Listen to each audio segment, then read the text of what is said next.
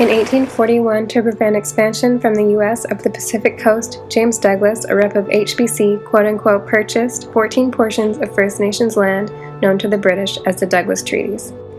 Though Douglas believed in the agency of those indigenous to the lands, from a Tsawit perspective, the word treaty was never used, and the agreements were not seen as being an abandonment of their title to land. In 1864, James Douglas retired from his governorship of the region and unknowingly renounced his authority over the land question to Joseph Tretch. Tretch was appointed the Commissioner of Land and Works for the colonies, and his perspective on the new colony was a direct result of England's belief in the superiority of its own civilization. He set out to colonize and corner indigenous populations into tiny reservations. Under the direction of Tretch, the land was dispossessed and outright stolen from the hands of those indigenous to BC by way of coercion and directed exclusively towards British interest. When the colony of BC joined Canada in 1871, the province did not recognize Aboriginal rights and title. Settler and Indigenous relationships continued to rapidly decline over the next century. An increase in industrial forestry activities since the early 1900s saw First Nations paying costs while receiving few benefits. In response to their concerns being largely unheard, in the 1980s, First Nations began to form loose alliances with ENGOs against major forest licensees.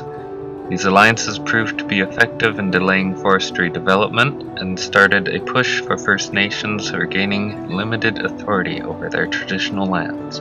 The conflict between the BC government, the forest industry, and the First Nations and ENGO coalitions resulted in a series of non-violent protests on fronts such as South Moresby, Murez Island, and Clayoquot Sound.